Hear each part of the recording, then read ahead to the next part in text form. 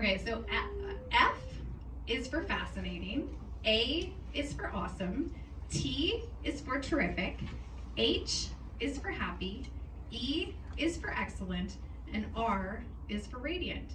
Put them together and they spell father, a word so dear to me. This poem was on a placemat I wrote for my dad for Father's Day when I was in grade 4. Wow. Dad still had that placemat 32 years later, hanging beside the door of his garage into the house in Duncan. This was one of the many sentiments that told me I was a daddy's girl. In case you didn't know who made the placemat, he had a photo of me and him standing next to a sign that said Ramstead Avenue that we came across on one of our road trips to Minnesota. Dad and I did many road trips together. When I was 11, we drove with my grandparents from Prince Albert, Saskatchewan to Vancouver to watch my brother compete in a skating competition. Dad had a friend who lived in White Rock that we visited. I remember being very excited to see the ocean for the first time. I played in the water. I wanted to take shells and seaweed home as souvenirs. In classic Dad style, he didn't say no, but he didn't say it was a good idea either. My dad was very diplomatic. My dad's friend had an apartment just across the street from the beach. He bought fresh fish off the pier and barbecued it for dinner that night. As we sat on the balcony eating and watching the sunset, I was overwhelmed by the beauty. I said to Dad, I like this place. I think I will live here when I grow up. Dad responded, good idea. Dad loved riding his motorcycle. I enjoyed riding on the back with him. Dad and I often talked about how amazing it would be to ride along the west coast from Vancouver to California. When I was 21, I flew from Minnesota to Saskatoon for Corey's graduation from medical school. I took 2 weeks vacation so Dad and I could do a west coast trip together. We didn't have time for the whole west coast, so we decided to ride his motorcycle from Saskatoon to White Rock. Along the way, we stayed with Dad's Uncle Bill and Aunt Martha in Rocky Mountain House, his cousins Arvid and Yvonne in Medicine Hat, Dad's Uncle Harvey and Sylvia in Calgary, and on the way back, we stayed with Uncle Ole and Arlene in Kelowna. Dad genuinely loved his extended family, near and far. The added bonus was free accommodations. One night, we got a hotel in Creston, BC. I remember coming up to an intersection on a hill, and with me on the back and all of our gear, which included a tent and sleeping bags because I thought we were camping, the bike was too heavy for Dad's short legs to hold. We slowly rolled backward down the hill and tipped over sideways. There were no injuries, but the passenger foot peg broke off. I didn't actually know about the story of Corey running over the bike. So the foot peg broke off again, a different bike. Dad found a repair shop in the morning to fix it, and we were on our way again. When we arrived in White Rock, Dad wanted fish and chips because when on the coast, that's what you get. There were about 20 different fish and chip shops, so we did an any, mini, miny, mo to pick one. This was before the day of Google reviews. We ended up choosing the worst restaurant either of us have ever eaten in. Dad's fish looked like a cheap version of the frozen sticks you get at the grocery store. His fries were stale and cold. My salmon sandwich was canned salmon with mayonnaise on Wonder Bread. I nearly gagged as I crunched through the bones. The redeeming factor was we were able to watch the Calgary Flames play the finals there. The game went into overtime, and we ended up missing the sunset over the ocean. On the way home, we had to cut our ride short in Revelstoke due to pouring rain. I had full leathers, so I was warm and dry, but Dad had a windbreaker and wind pants. He checked into the first hotel we saw that had a pool and hot tub to warm up. Another night, we stayed in Lake Louise, and when we woke up, in classic Canadian May-long weekend weather, there was snow on the bike. Dad said his hands froze.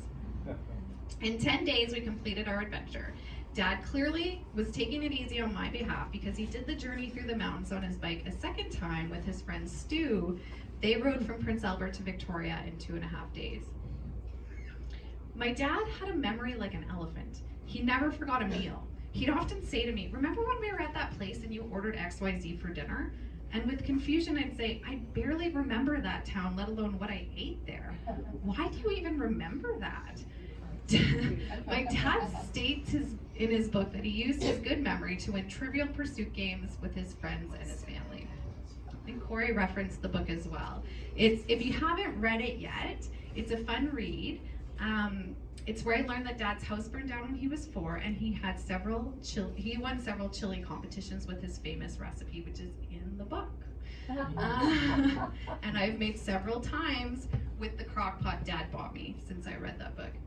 I brought a copy today, but there's also a copy of Dad's book in the library in Porcupine Plain, Saskatchewan. Wow. When I was 28, Dad's partner of 16 years passed away. He didn't like being alone, so he called me every day to talk. About 8 weeks after she passed, Dad told me he was thinking of dating online. He was worried some people might think it was too soon, but he felt ready. I encouraged him to go with his heart and not worry about what others thought. He would have advised me to do the same. Our daily conversations became about the women he was chatting to, and after a few weeks, Dad stopped calling me. 5 days went by, and I didn't hear from him. Hello? I texted. Are you okay? He replied, I met an amazing woman. Her name is Sherry. Dad and Sherry had many adventures together, one being spending Christmas in Mexico with Sherry's family. It was the first time Dad had ever went to a tropical place, and he loved it. Sherry also shared Dad's enthusiasm for the West Coast, and together they dreamed of moving out here, and thankfully, in 2020, their dream became a reality. Anyone who is connected to Dad on Facebook knows how happy he was to be involved in the daily lives of his grandchildren. He was always posting about how proud he was of them. When I told him I was pregnant, I think he was more excited than I was. When he found out it was going to be a girl, Dad hugged me with tears in his eyes and said, "It's perfect. Now I'll have 2 grandsons and 2 granddaughters." I always felt blessed to have Dad as my dad. He was a kind and gentle soul. He accepted people for who they were. He wasn't afraid of being emotional and was available to discuss matters of the heart when needed. My dad encouraged me to express myself freely, and everything I was into, he would get behind it. One time, he and Sherry came to Hawaii for one of my Pilates retreats. And when my business was selling a product for menstrual cramps, he told everyone and posted about it on his social media. Dad always had something positive to say. He demonstrated how to be optimistic to me. He also passed on his well-developed calf muscles. It was significant to me that every December 25th of my life, I celebrated the birth of Jesus and the birth of my dad. I felt that Dad was a gift from Jesus to me. If Dad were with us today, he'd be happy to see you all in the same room together, smiling and sharing happy memories. He might encourage us to get out a few decks of cards or put some music on and turn it up loud and dance. Dad would want us to enjoy our time together. He wouldn't be in a hurry to get to the next thing, because for him, his family and his friends were the thing. So we're just gonna have a slideshow of Dad, and then there'll be some food, so help yourself, and feel free to stay and chat and share stories of Dad as long as you like. Thank you all for being here.